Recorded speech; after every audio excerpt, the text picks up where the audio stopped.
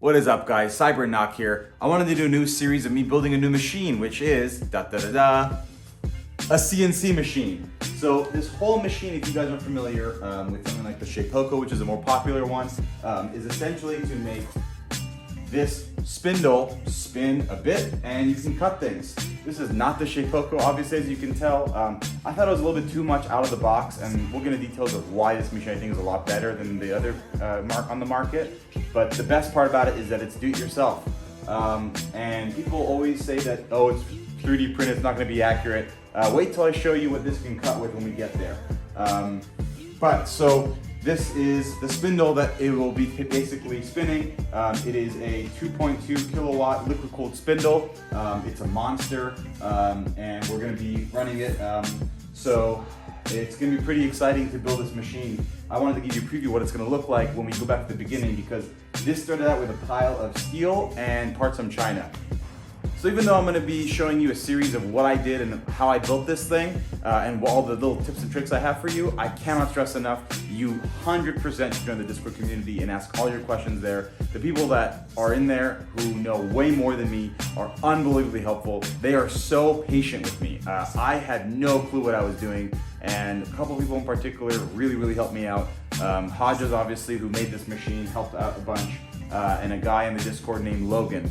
I have a theory that Logan doesn't sleep ever, because he would answer my questions any hour of the day when I ask questions. There'd be times in 3 in the morning when I was asked, why a part isn't fitting properly, and you have the answer. I look for a lot of machines that I could use as my hobby CNC. I almost got the Shapeoko, but after kind of asking Reddit and asking all of the Discord communities, I settled against it. You'll learn that while it's a pretty capable machine, it uses aluminum extrusions and uses a belt system, kind of like a 3D printer, which really isn't that good if you want to cut a lot of metals and harder materials. So I really opted for an upgrade to that one, would maybe be like something like the Mega or something like that. But for this project, I really wanted to do it myself. I feel like I learn a lot more about the machine that way. So if you are a type of do-it-yourself person and you want to build a CNC machine, this is 1000% the way to go. So with that said, let's go back in time to the very beginning and see how we got to this point today. All right, let's do it. So the first step is obviously to get your steel tubing. Here in America where I am, it's easiest to find 2x3 steel tubing. Usually this is 3 millimeters thick. I don't know what gauge it is, but I think it's around 11 gauge. So what you can do is you can either try to source it locally, or you can source it from a pretty big industrial supplier. I used the Metal Supermarket. It was a really good place to find a local supplier, and I was able to get all my steel pre-cut to the size I needed to be. For mine, it was pretty perfectly cut to size, and they had the tolerances.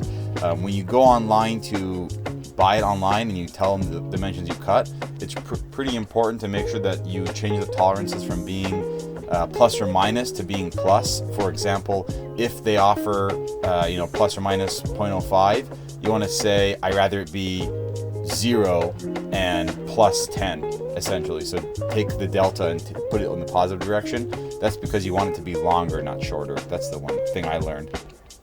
Once you're happy with the test fit, the next decision you have to make is whether you want to drill and tap your holes first, or you want to paint first. I chose to paint first. Looking back, since I chose white, I probably should have done the drilling and tapping first, but it didn't turn out too badly. As you could tell, you can't really see the scuff marks on camera. When you go to do your painting, the first thing you want to do is, a lot of the steel has a lot of grease on it. You want to descale it. I know, or sometimes people call it pickling your steel. I know a lot of people on the forums have used different materials and different chemicals. I just chose to buy a descaling agent from my local metal shop.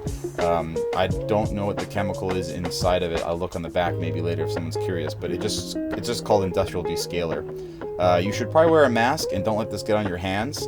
As you can tell, I didn't wear gloves, which was probably a bad idea, but I essentially rubbed down my entire steel frame and all my steel tubing, let it dry, and then kind of scrubbed it off a little bit, and it was totally fine. If you're using this on metals that aren't steel, it recommends you use some water to wash it off, but obviously with steel you're going to want to not do that.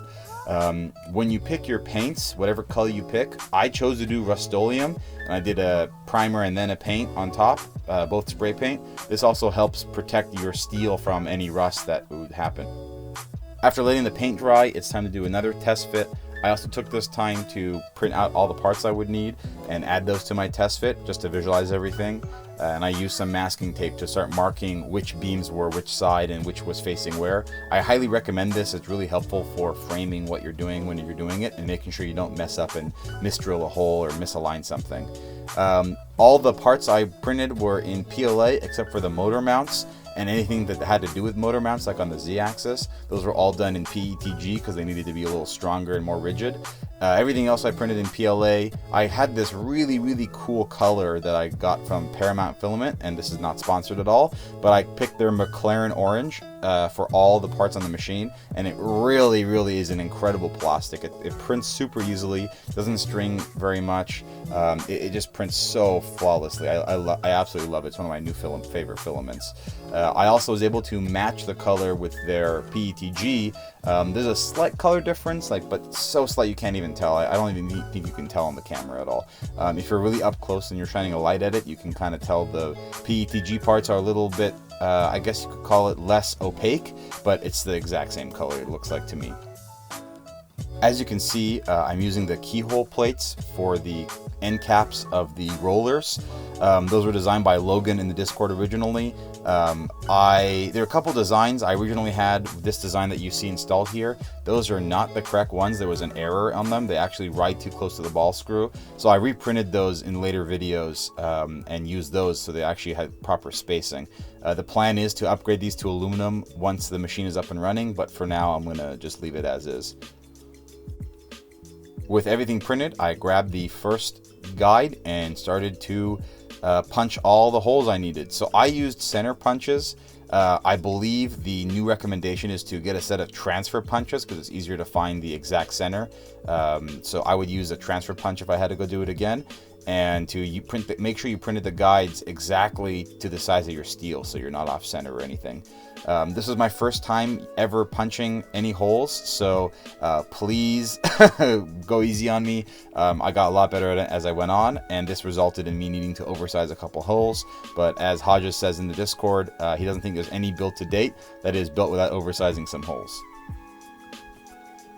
After punching all the holes, it was time to start the drilling process.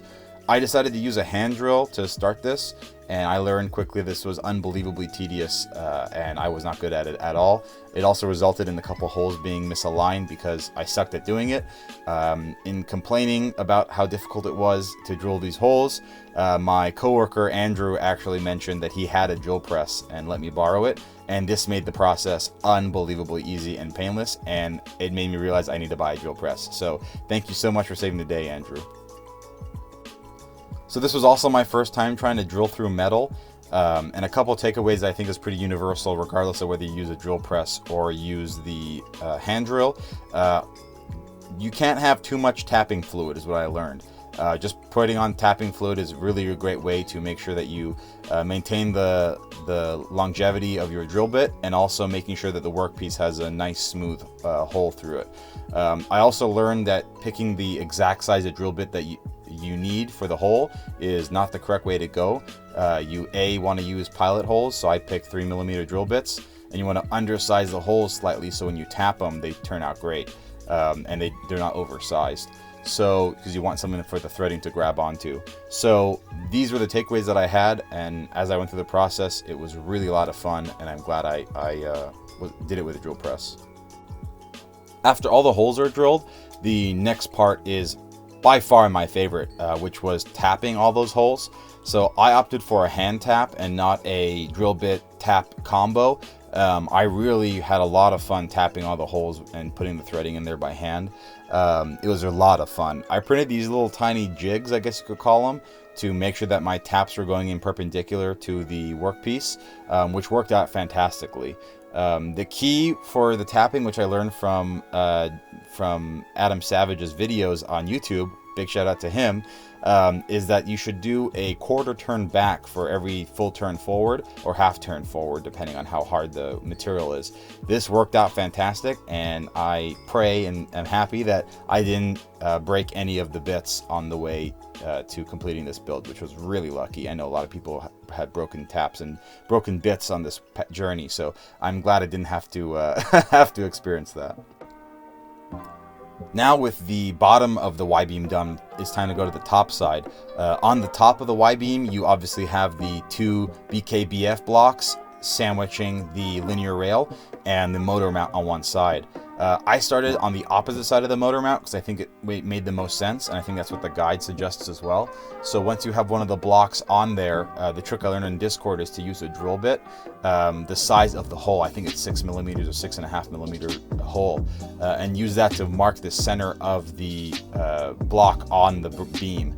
And then once you have that, I followed it up with a center punch, and then drilled it, tapped it, and put the block on there, which fit perfectly and aligned perfectly. And then after that, I put the rail on, the linear rail. The trick also with the linear rail is to make sure that you put it on straight using this little nifty guide. I think this should be linked in the main assembly.